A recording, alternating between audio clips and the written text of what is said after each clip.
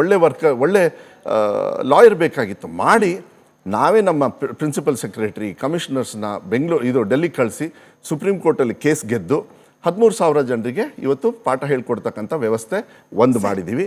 ಅದ್ರ ಜೊತೆಗೆ 10,800 ಟೀಚರ್ಸ್ನ ಈಗ TET ಮೊನ್ನೆ ಆಯಿತು. ಡಿಸೆಂಬರ್ 7ನೇ ತಾರೀಕು ಅನಿಸುತ್ತೆ TET ಆಯಿತು. ನೆಕ್ಸ್ಟ್ ಇವಾಗ ಸ್ವಲ್ಪ ಇಂಟರ್ನಲ್ ರಿಸರ್ವೇಷನ್ದು ಒಂದು ಕೋರ್ಟಲ್ಲಿದೆ, ಅದು ಕೂಡ ಈ ಮಾನ್ಯ ಮುಖ್ಯಮಂತ್ರಿಗಳು ಕೂಡ ಕ್ಯಾಬಿನೆಟಲ್ಲಿ ಹೇಳಿದ್ದಾರೆ ಬೇಗ ಇತ್ಯರ್ಥ ಮಾಡ್ತೀವಿ ಅಂತ. ಅದಾದಮೇಲೆ 10,800 ಜನರು ಟೀಚರ್ಸ್ ತಗೊಂಡು ಹೌದು ಮದು ಮಾಡೋಣ ಅಂತ ಹೇಳಿದ್ದಾರೆ. ನೋಡೋಣ. ನಿಮ್ಮ ಮೇಲೆ ಇರೋ ಒಂದಷ್ಟು ಆರೋಪಗಳನ್ನು ನಾನು ನಿಮಗೆ ಪ್ರಶ್ನೆ ರೂಪದಲ್ಲಿ, ಯಾಕಂದರೆ ಅದಕ್ಕೆ ಉತ್ತರ ಬೇಕು ಅನ್ನೋ ಕಾರಣಕ್ಕೆ, ಮಧು ಬಂಗಾರಪ್ಪನವರು ಶಿಕ್ಷಣ ಸಚಿವರಾದಮೇಲೆ ಒಂದಷ್ಟು ಟೆಕ್ನಿಕಲ್ ಹಾಗೆ ಪ್ರಾಕ್ಟಿಕಲ್ ಅನ್ನೋ ರೀತಿಯಲ್ಲಿ ರಿಫಾರ್ಮ್ಸ್ ತರಲಿಕ್ಕೆ ಹೊರಟಿದ್ದಾರೆ, ನಿಜವೇ. ಆದರೆ ಅದನ್ನು ಇಂಪ್ಲಿಮೆಂಟ್ ಮಾಡುವಲ್ಲಿ, ಕಮ್ಯುನಿಕೇಟ್ ಮಾಡುವಲ್ಲಿ ಫೇಲ್ಯೂರ್ ಆಗ್ತಿದ್ದಾರೆ ಅನ್ನೋ ಆರೋಪ ಇದೆ. ಅಲ್ಲ, ಸೋಷಿಯಲ್ ಮೀಡಿಯಾ ಮೇಲೆ ನೀವೆಲ್ಲರೂ ಸೋಷಿಯಲ್ ಮೀಡಿಯಾ ನೀವಲ್ಲ ಸೋಷಿಯಲ್ ಮೀಡಿಯಾನ ಆಧಾರಿತವಾಗಿ ನೀವು ಪ್ರಶ್ನೆ ಕೇಳಿದ್ರೆ ಅದು ನಾನು ಉತ್ತರ ನಿಮಗೆ ಕೊಡೋದು ಮಾಧ್ಯಮದವರಾಗಿ ಇಲ್ಲ. ಯಾಕೆ ಅಂತ ಹೇಳ್ಬಿಡ್ತೀನಿ ಸರ್. KPSC ಶಾಲೆಗಳ ಬಗ್ಗೆ ನೀವು ಬಹಳ ಮಾತನಾಡ್ತಿದ್ದೀರಿ. ಇದನ್ನ ಮ್ಯಾಗ್ನೆಟಿಕ್ ಶಾಲೆ ಅಂತಲೋ ಅಥವಾ ಕ್ರೋಢೀಕರಣ ಅಂತಲೋ ವಿಲೀನ ಅಂತಲೋ ಬೇರೆ ಬೇರೆ ಯಾವುದೇ ಫ್ಯಾನ್ಸಿ ಟರ್ಮ್ಸ್ನಲ್ಲಿ ಇದನ್ನು ಕರೆದ್ರೂ ಕೂಡ ಕಡೆದಾಗ ಆಗ್ತಾ ಇರೋದು ಕನ್ನಡ ಮಾಧ್ಯಮ ಶಾಲೆಗಳನ್ನ ಮುಚ್ಚುವ ಕಾರ್ಯ ಅನ್ನೋ ಗುರುತರ ಆರೋಪ ನಿಮ್ಮ ಮೇಲೆ ಇದ್ದೇ ಇದೆ. ಇದು ನೀವು KPSC ಬಗ್ಗೆ ನೀವು ಎಷ್ಟೇ ಹೇಳಿದ್ರು ಕೂಡ ಅದನ್ನ ಕರೆಕ್ಟಾಗಿ ಕನ್ವೆ ಮಾಡುವಲ್ಲಿ, ಕಮ್ಯುನಿಕೇಟ್ ಮಾಡುವಲ್ಲಿ ನೀವು ಇನ್ನೂ ಕೂಡ ಯಶಸ್ವಿ ಆಗಿಲ್ಲ ಅನ್ನೋದು ಅನುಮಾನ. ಪ್ರಶ್ನೆ ಮಾಡೋನು ಅವನಿಗೆ ಸ್ವಲ್ಪ ತಲೆ ಬೇಕಾಗುತ್ತೆ, ಅವ್ನು ಸ್ವಲ್ಪ ಯೋಚನೆ ಮಾಡಬೇಕಾಗುತ್ತೆ. KPS ಶಾಲೆ ಬೇಕಾ ಬೇಡವಾ? ಕರ್ನಾಟಕ ಪಬ್ಲಿಕ್ ಶಾಲೆಗಳಲ್ಲಿ ಅರ್ಥ ಮಾಡ್ಕೋಬೇಕು. ಕಮ್ಯುನಿಕೇಟ್ ಮಾಡೋದಕ್ಕೆ ನಾನು ಕಮ್ಯುನಿಕೇಟರ್ ಅಲ್ಲ. I have communicated. If I misinterpreted in social media mostly and even opposition also, ಅವ್ರಿಗೆ ಅರ್ಥ ಆಗಲಿಲ್ಲ ಅಂದರೆ ಈ ಸತಿ ಅರ್ಥ ಆಗಿದೆ. ಯಾಕೆಂದರೆ ವಿರೋಧ ಪಕ್ಷದವ್ರು ಫುಲ್ ಹಾರ್ಡ್ ಹೊಗಳ್ಬಿಟ್ರು ಈ ಸತಿ ಬೆಳಗಾಂ ಸೆಷನ್ನಲ್ಲಿ, ನೀವು ನೋಡಿರಬೇಕು. ಯಾಕೆಂದರೆ ಮೋಸ್ಟ್ಲಿ ಈಗ ಕಮ್ಯುನಿಕೇಷನ್ ಕರೆಕ್ಟಾಗಿ ಕನೆಕ್ಟ್ ಆಗಿರ್ಬೋದು ಅಂತ. ನೋಡಿ, KPS ಶಾಲೆಗಳನ್ನು ಮಾಡಿರ್ತಕ್ಕಂಥ ರೀಸನ್ ಏನು ಅಂದರೆ, LKG ಇಂದ ಒಂದು ಮಗುನ ಸೇರಿಸ್ಬಿಟ್ರೆ 14 ವರ್ಷ ಆದಮೇಲೆ 12ನೇ ಕ್ಲಾಸು ಆ ಮಗು ಪಾಸಾಗಿ ಬರುತ್ತೆ. ಇದು ಬೇಕಾ ಬೇಡವೋ? ಓಕೆ, ಅಲ್ಲಿ ಕನ್ನಡ ಮಾಧ್ಯಮನೂ ಇದೆ. ಯಾರು ಹೇಳಿದ್ದು ನಿಮಗೆ KPS ಅಂದರೆ ಅದು ಇಂಗ್ಲೀಷ್ ಅಂತೇಳಿ? 5ನೇ ಕ್ಲಾಸ್ವರೆಗೂ ನಿಮ್ಮ ಮಾಧ್ಯಮ ಇರೋದೆ ಕನ್ನಡ ಮಾಧ್ಯಮ, ಬೈಲಿಂಗ್ವಲ್ ಇರುತ್ತೆ. ಆಮೇಲೆ 6ನೇ ಕ್ಲಾಸಲ್ಲಿ ನೀವು ತೀರ್ಮಾನ ಮಾಡಬೇಕು, ನಾನು ತೀರ್ಮಾನ ಮಾಡಲ್ಲ. ಸರ್ಕಾರ ತೀರ್ಮಾನ ಮಾಡೋ ಅಧಿಕಾರ ಇಲ್ಲ. ಸುಪ್ರೀಂ ಕೋರ್ಟ್ ಆರ್ಡರ್ ಇದೆ. Medium of the choice of the medium is with the parent and the child. Parent decide ಮಾಡ್ತಾರೆ, ನಮ್ಮ ಮಕ್ಕಳು ಕನ್ನಡ ಮೀಡಿಯಮ್ ಬೇಕಾ ಇಂಗ್ಲೀಷ್ ಮೀಡಿಯಮ್, ಅವ್ರ ವ್ಯಾಪ್ತಿಗೆ ಅದು ಅವೈಲಬಿಲಿಟಿ ಕೊಡ್ತೀವಿ. ನಾವೇನು ಮಾಡ್ತಾ ಇದ್ದೀವಿ ಅಂದರೆ ನಾವು ಮರ್ಜ್ ಮಾಡೋದಿಲ್ಲ. ನಮಗೆ ಎಷ್ಟು ಜನರು ಬಂದು ಇವತ್ತು ಬೆಳಗ್ಗೆ ಉಳ್ಳಾಳ್ ಕಾನ್ಸ್ಟಿಟ್ಯೂನ್ಸಿಯವರು ಅವರೆಲ್ಲ ತೀರ್ಮಾನ ಮಾಡಿ, ಇಲ್ಲ ಸರ್ ನಾವೆಲ್ಲ ಶಾಲೆನ ಮರ್ಜ್ ಮಾಡಿ ಬೇಕಾದ್ರೆ ನಾವು ಕೊಡ್ತೀವಿ, ನಮಗೊಂದು KPS ಕೊಡಿ ಅಂತ. ಇಲ್ಲಪ್ಪ, ಈ ಕೆಲಸ ಮಾತ್ರ ನನ್ನ ಹತ್ರ ಬರೋಕ್ಕೆ ಹೋಗಬೇಡಿ, ನಾನು KPS ಕೊಡ್ತೀನಿ, ನೀವೇನು ಮಾಡ್ಕೊಳ್ತೀರೋ ನಿಮಗೆ ಬಿಟ್ಟಿದ್ದು. ಮರ್ಜ್ ಮಾಡಿದ ತಕ್ಷಣ ಯಾಕೆ ಬಡವ್ರ ಮಕ್ಕಳು ಒಳ್ಳೆ ಶಾಲೆಗೆ ಹೋಗಬಾರ್ದಾ? 5 ಮಕ್ಕಳಿರೋ ಶಾಲೆ ಒಂದು ದೂರಲ್ಲಿದೆ ಅಂತೇಳಿ ಅದಕ್ಕೆ ನಾವು ಫ್ರೀ ಟ್ರಾನ್ಸ್ಪೋರ್ಟೇಷನ್ ಕೊಟ್ಟು ಒಳ್ಳೆ ಶಾಲೆಗೆ ಬಂದರೆ ಅದು ಒಳ್ಳೇದಾ ತಪ್ಪದಾ? ನೀವೇ ಹೇಳಿ ನೋಡೋಣ. ಸೊ ಮಿಸ್ಕಮ್ಯುನಿಕೇಷನ್ ಆಗಿದೆ. ಕಮ್ಯುನಿಕೇಷನ್ ಮಾಡ್ತಿದ್ದೀನಿ, ಬಟ್ ಅದನ್ನ ಬೇರೆ ಬೇರೆ ರೀತಿಯಲ್ಲಿ ಇಂಟ್ರಪ್ಟ್ ಆಗಿ ಬೇರೆ ಬೇರೆ ರೀತಿಯಲ್ಲಿ. ಯಾಕೆಂದರೆ ನಾನು ಎಂಟ್ರಿ ಆದಾಗಲೇ ನನ್ನ ಕನ್ನಡದ ಬಗ್ಗೆ, ನನ್ನ ಹೇರ್ ಸ್ಟೈಲ್ ಬಗ್ಗೆ ಮಾತಾಡಿದಾಗ ನಾನು ನೋಡತಕ್ಕಂಥ ರೀತಿನ ಆ ಥರ ಆಗಿಬಿಟ್ರೆ ನಾನೇನು ಮಾಡೋದಕ್ಕಾಗಲ್ಲ ಸರ್. ಇವತ್ತು ಅದಕ್ಕೇನೆ ನಿಮ್ಮ ಹೇರ್ ಸ್ಟೈಲ್ ಬಗ್ಗೆ, ಕನ್ನಡದ ಬಗ್ಗೆ ನಾವು ಪ್ರಶ್ನೆ ಕೇಳ್ತಿರೋದೇನೆ ಶಿಕ್ಷಣ ಇಲಾಖೆಗೆ. ಮಿಸ್ಇಂಟ್ರಪ್ಷನ್ ಆಗಿರೋದ್ರ ಬಗ್ಗೆ ಇನ್ನೊಂದು, ಅಥವಾ ನಿಮ್ಮಿಂದನೇ ಇದಕ್ಕೆ ಪರಿಹಾರ ಬೇಕು ಅಂತ ಹೇಳಿ ಈಗ ಹೇಗೆ ಗೊಂದಲ ಕ್ರಿಯೇಟ್ ಆಗಿದೆ ಅಂದರೆ, ಫಾರ್ ಎಕ್ಸಾಂಪಲ್ ಮಲ್ಲೇಶ್ವರದಲ್ಲೂ ಒಂದು KPS ಶಾಲೆ ಇದೆ. ಅಲ್ಲಿಗೆ ವಿಲೀನ ಅಥವಾ ಕ್ರೋಢೀಕರಣ ಮಾಡಿ ಅಂತ ಆಜ್ಞೆ ಬಂದಾಗ ಅಥವಾ ಆ ಥರದ ನಿರ್ಧಾರ ಆದಾಗ, ಒಂದು ಶ್ರೀರಾಮ್ಪುರದಲ್ಲಿ ಎಕ್ಸಾಂಪಲ್ ಕೊಡ್ತಿದ್ದೀನಿ ಅಷ್ಟೇ, ಆರ್ಡರ್ ಬಂದಿದೆ, ಕೇಳಿಸ್ಕೊಳ್ಳಿ.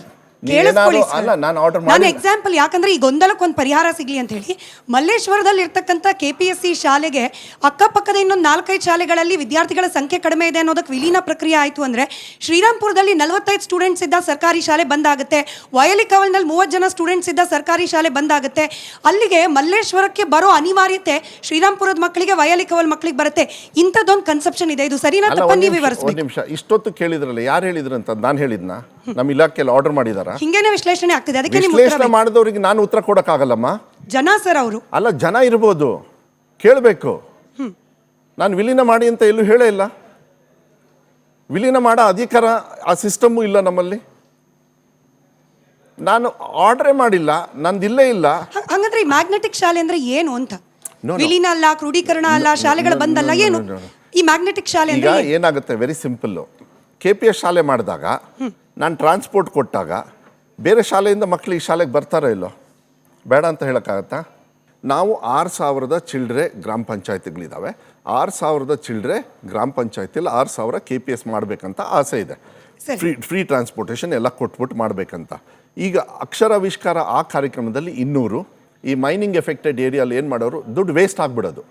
ಯಾಕೆಂದ್ರೆ ಅವ್ರ ಹತ್ರ 33,000 ಕೋಟಿ ಇದೆ, 36,000. ಅಲ್ಲಿ ಒಬ್ಬರು ರಿಟೈರ್ಡ್ ಜಡ್ಜ್ ಇದ್ದಾರೆ. ನಾವು DC ಅವರಿಗೆಲ್ಲ ಮನವಿ ಮಾಡಿ ಪ್ರಾಜೆಕ್ಟ್ನ ಅವರಿಗೆ ಕಳಿಸಿ, ಯಾಕೆಂದರೆ ನನಗೂ ದುಡ್ಡು ಬೇಕಲ್ಲ ಏನಾದ್ರು ಒಂದು ಕಾರ್ಯಕ್ರಮ ಮಾಡಬೇಕಂದ್ರೆ. ಅದಕ್ಕೇನು ಮಾಡಿದೆ, ಅದೆಲ್ಲ ದುಡ್ಡು ಕಳಿಸಿ ಅವರು 10 ಸ್ಕೂಲ್ ಕೊಟ್ಟಿದ್ದಾರೆ.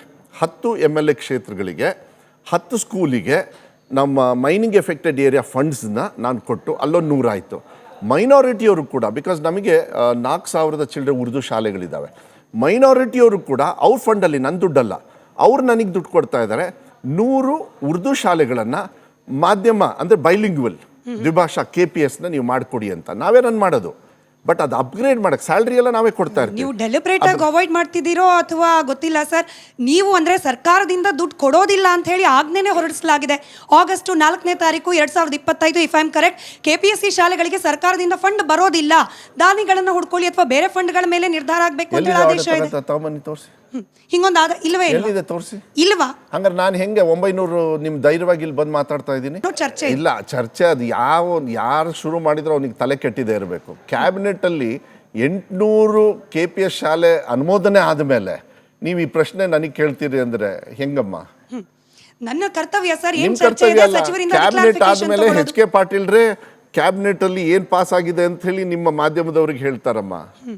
ಇದು ಬಿಟ್ಟು ನಾನು ಏನು ಹೇಳ್ಬೇಕು ಹೇಳಿ? ನಾನು ಯಾಕೆ ತಾಳ್ಮೆಯಿಂದ ಉತ್ತರ ಕೊಡ್ತಾ ಇದ್ದೆ. ನಾನು ಯೂಶಲಿ ನಾನು ಹಂಗಲ್ಲ, ಬಟ್ ಅನಿವಾರ್ಯವಾಗಿ ಶಿಕ್ಷಣ ಸಚಿವರಿಗೆ ತಾಳ್ಮೆ ಅನಿವಾರ್ಯನೇ ಸರ್. ಇಂತಲ್ಲಿ ನನಗೆ ಇಷ್ಟ. ಅಲ್ಲ, ಶಿಕ್ಷಣ ಸಚಿವರಿಗೆ ತಾಳ್ಮೆ ಅನಿವಾರ್ಯನೇ. ನಿಮ್ಮ ನೇಚರ್ ಹೌದೋ ಇಲ್ವೋ?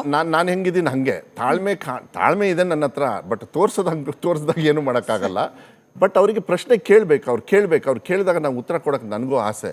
ಯಾಕೆಂದರೆ ಗೊಂದಲ ಒಂದು ಇಲಾಖೆಯಲ್ಲಿ ಇದ್ದಾಗ, ಕೈ ಹಾಕಿದಾಗ ಗಲೀಜು ಬರೋದು ಸಹಜ, ನಾನು ಇಲ್ಲ ಅಂತ ಹೇಳಲ್ಲ. ಬಟ್ ಸಮಸ್ಯೆ ಕೈ ತೆಗೆದಾಗ ಸಮಸ್ಯೆ ಪರಿಹಾರ ಮಾಡ್ಕೊಂಡು ಬಂದಿದ್ದೀನಿ ಅಂತ ವಿಶ್ವಾಸ ಮತ್ತು ಹೆಮ್ಮೆ ಇದೆ.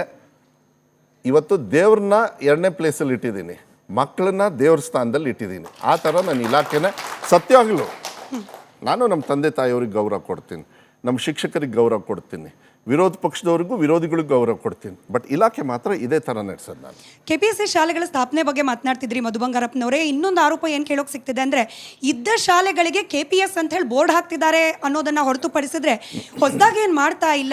ಈ ನಂಬರ್ ಸುಳ್ಳು ಲೆಕ್ಕವನ್ನ ಕೊಡ್ತಿದ್ದಾರೆ. 100% ಹೇಳಿದ್ದು ಕರೆಕ್ಟ್. ಹಿಂದಿನ ಸರ್ಕಾರದವ್ರು ಇದು ಮಾಡೇ ಹಾಳಾಗಿದ್ದು, ನಾ ಹೇಳ್ತಾ ಇದ್ದೀನಿ.